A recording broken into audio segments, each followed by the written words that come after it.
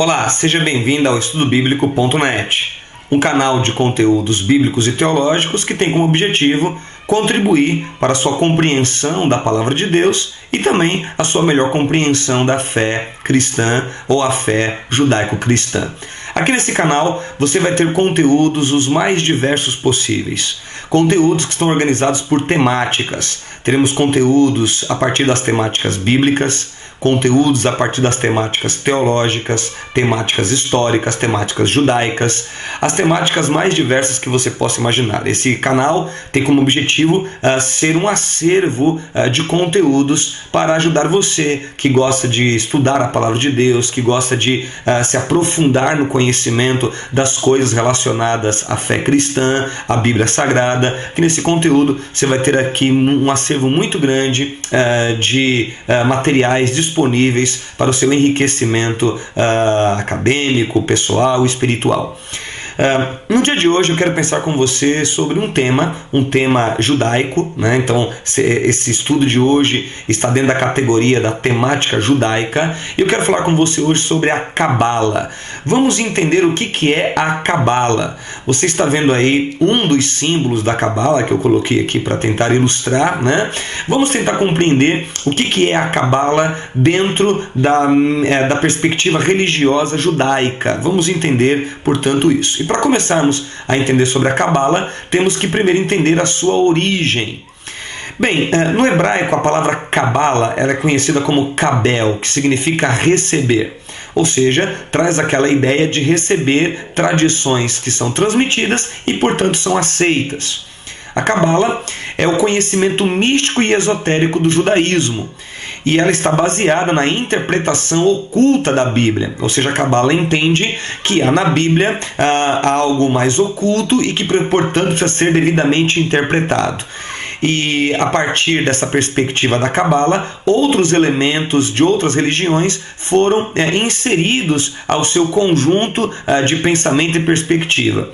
Esses materiais eles eram entregues aos iniciados, ou são entregues aos iniciados em sua maior parte, e não são ensinados publicamente, porque trata de questões, portanto, mais místicas, aquele conhecimento mais oculto, que é, portanto, restrito ou destinado àqueles que se iniciam no processo da Cabala.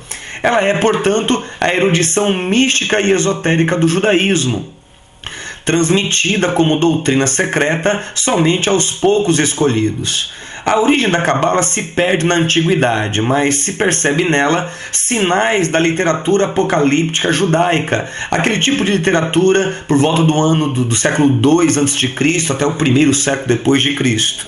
Além disso, também vemos nela influência do Talmud e do Midrash, e de origens não judaicas a partir do gnosticismo e do neoplatonismo, ou seja, a Cabala reúne alguns dos elementos de crenças e perspectivas a partir dessas vertentes que eu estou apresentando a você. Essas ideias da Cabala se espalharam, pelo que ela veio a exercer considerável influência sobre o pensamento dos líderes do povo e até do próprio povo judeu ao longo da história. As origens desse sistema, do sistema da Cabala, são obscuras, mas o tipo de atividade por ele representado, ou seja, a teosofia especulativa e a taumaturgia prática, encontra-se na literatura apócrifa e na Midrash. Durante seu desenvolvimento, muitas correntes de pensamento fluíram para a corrente principal da Cabala, como as ideias do gnosticismo, do neoplatonismo, do neopitagorianismo, do zoroastrismo e do sufismo. Então nós vamos ver na Cabala alguns elementos de crenças e perspectivas a partir dessas correntes filosóficas e religiosas, como lhe apresentei. A Cabala teve o seu começo na Palestina, mas foi na Mesopotâmia, precisamente ali na região da antiga Babilônia, durante o período de 550 a 1000 depois de Cristo, entre os estudiosos judeus, também conhecidos como Gaonim. Foi durante esse período que ela experimentou o seu primeiro e sistemático desenvolvimento. Duas importantes obras cabalísticas surgiram na Mesopotâmia, naquela região da antiga Babilônia. A primeira obra foi o Sefer Yetzirah, o livro da formação, e é um estudo sobre os poderes criativos das letras e dos números. Uma outra obra importante é a Shiur Komah, a medida de altura, uma obra antropomórfica sobre as dimensões da deidade. E você sabe que o antropomorfismo é aquela perspectiva de atribuir características humanas a Deus ou atribuir características humanas a uma divindade. Vamos entender agora alguns movimentos da Cabala ao longo, da sua história. Bem, começando pela Babilônia, o centro da atividade cabalística, logo no seu início, naquela data que lhe apresentei anteriormente, o movimento passou para a Itália, para a Espanha, para a Provença, para a Alemanha, principalmente entre os séculos 9 e 10 depois de Cristo. A partir do século XVI, na Europa, houve um período significativo das atividades cabalísticas. O seu principal centro foi em Safed. Até hoje, Safed é uma cidade importante em Israel, um centro cabalístico. E também teve, na época do século XVI, a Polônia como um importante centro cabalístico da Europa. Ou seja, por volta do século XVI, quando a influência da Cabala se amplia mais ainda no mundo ocidental, nós vamos ter dois grandes centros importantes cabalísticos, que é a região da Polônia e também a cidade de Safed, na terra de Israel. E foi a partir do século XVI, a partir da influência de uma escola de pensamento cabalístico, fundado por Isaac Luria, cujo foco era a redenção e o messianismo, que esse movimento começou a se popularizar na Europa Oriental, precisamente ali a partir da Polônia, passando a se chamar de chassidismo. Então, o chassidismo é um movimento que está profundamente baseado a partir da perspectiva cabalística presente no judaísmo. O Zohar foi uma literatura cabalística produzida por Moisés de Leon por volta do ano 1300 depois de Cristo.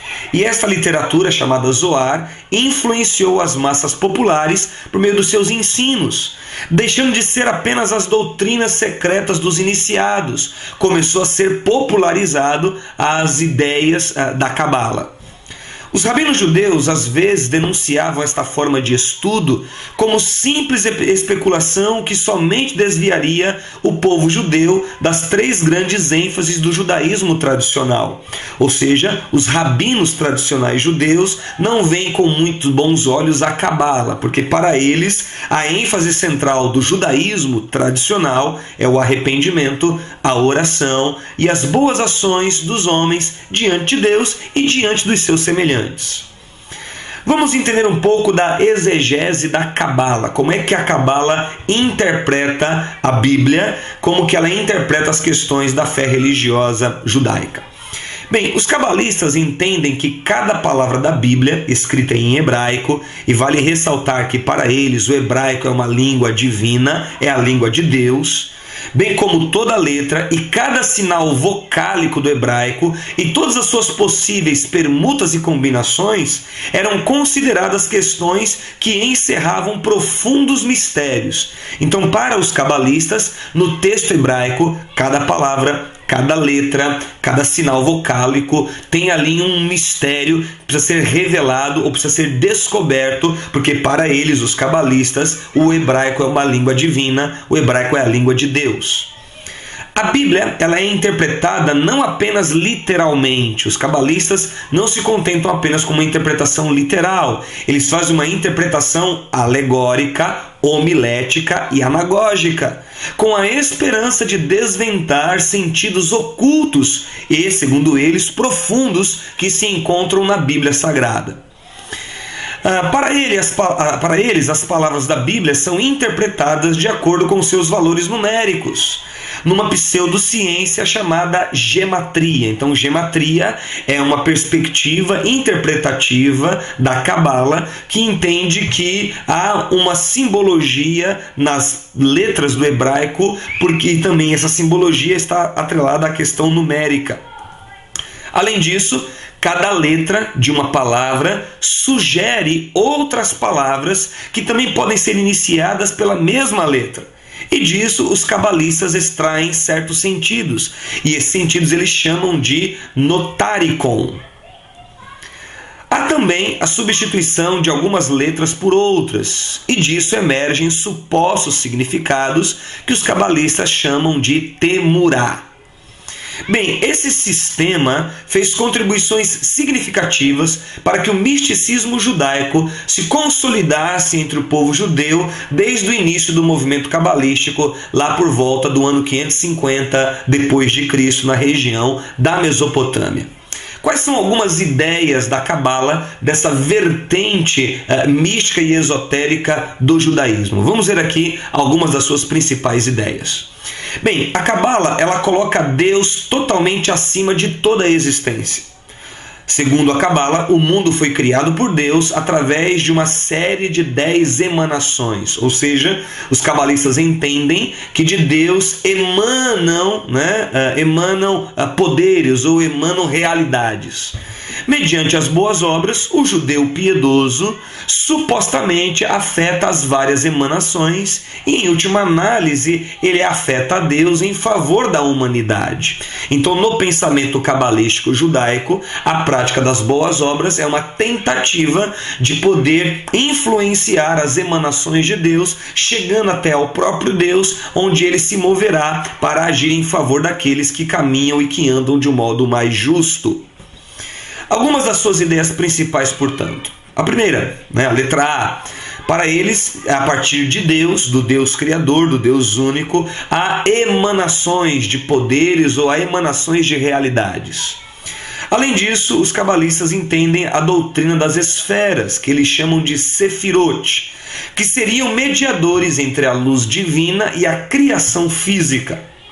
Terceiro, muitas ordens de anjos e demiurgos, ou divindades menores, divindades não, ou criaturas inferiores ao Deus Supremo, facilitam a comunhão entre Deus e o homem. Outro pensamento que está presente na Cabala é a ideia da reencarnação. E segundo os cabalistas, a reencarnação visa a purificação da alma.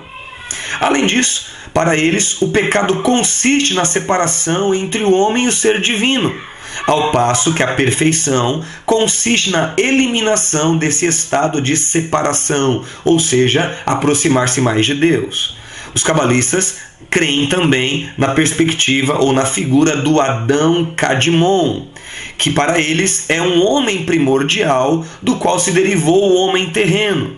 E este Adão Kadmon é a união dos sexos, da qual o homem e a mulher são meros reflexos. Então, segundo eles, o Adão Kadmon é, portanto, este homem primário, este homem primordial, este homem essencial, que tem a junção dos dois sexos em si e que a partir dele, portanto, se derivou o homem e a mulher como nós assim os conhecemos. Para eles, o ser humano é um microcosmos no universo.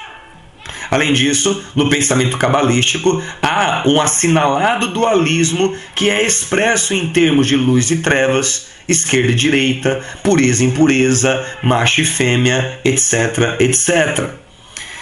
Os cabalistas usam também, na sua expressão de fé religiosa, a partir das suas crenças, amuletos, números e letras, que para eles têm um significado próprio. E o lançamento de sortes e outras formas de adivinhação também são empregados a partir desta mentalidade mística e esotérica do cabalismo ou da cabala dentro do judaísmo. Bem, você está vendo aqui alguns símbolos da Cabala, são vários, Esse à esquerda seriam as Sefirot, como eu disse, anteriormente. Você tem outros símbolos que são apresentados sobre a Cabala. Então, este é o estudo de hoje que nós fizemos aqui no nosso canal estudobiblico.net sobre o tema da Cabala. É, portanto, um assunto a partir da temática judaica. Obrigado por ter acompanhado esse nosso estudo. Continue ligado no nosso canal, compartilhe com seus amigos, compartilhe com seus contatos esses estudos que estamos disponibilizando e se inscreva gratuitamente para poder ter acesso aos conteúdos que semana após semana estarei aqui disponibilizando neste canal estudobiblico.net. Obrigado por ficar até aqui, aguarde o próximo estudo, até uma próxima. Tchau, tchau.